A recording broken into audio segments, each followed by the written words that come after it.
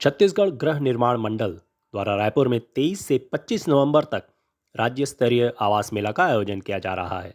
इस संबंध में आवास एवं पर्यावरण मंत्री श्री ओपी चौधरी ने प्रेस वार्ता को संबोधित करते हुए कहा। और इस अवसर पर मैं सभी मीडिया के साथियों का अभिनंदन करता हूं, हमारे आयुक्त महोदय का भी मैं अभिनंदन करता हूं। और मैं इतना कहना चाहता हूं कि जब 2023 में सरकार भारतीय जनता पार्टी की बनी तो उस समय जो विरासत में हमको हाउसिंग बोर्ड मिला या आरडीए मिला या एनआरडीए मिला, से संस्थाओं को मरने के कगार पर छोड़ करके कांग्रेस गई थी। तो हाउसिंग बोर्ड के ऊपर जो मैं पहला बिंदु रखना चाह रहा हूँ कि हाउसिंग बोर्ड मृतप्राय स्थिति में था और उसको बचाने के लिए आदरणीय मुख्यमंत्री जी के नेतृत्व में हमारी सरकार ने बड़ी वित्तीय पहल की और लगभग 800 करोड़ 790 करोड़ रुपए का लोन हाउसिंग बोर्ड के ऊपर में चढ़ा हुआ था। 790 करोड़ रुपए का लोन हाउसिंग बोर्ड के ऊपर में चढ़ा हुआ था। उसको पिछले साल के बजट में एक मुश्त हमने व्यवस्था करते हुए उस लोन को पटाने का काम किया, नहीं तो उस लोन से आगे हाउसिंग बोर्ड की यात्रा को हम आगे बढ़ा ही नहीं पाए, आगे ले जाने में बहुत सारी दिक्कतें हैं।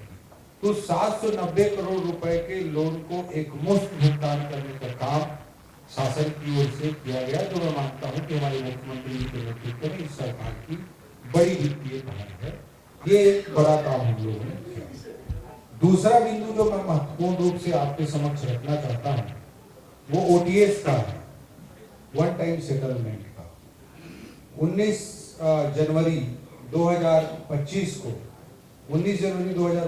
को ओटीएस का हम लोग पूरा प्रपोजल विभाग की ओर से बनाकर कैबिनेट में लेकर गए और आदरणीय मुख्यमंत्री जी के मार्गदर्शन में हमने ओटीएस 2 लॉन्च किया और उसका इतना शानदार रिस्पांस मिला, तो ये एक बड़ा काम किया गया ओटीएस का।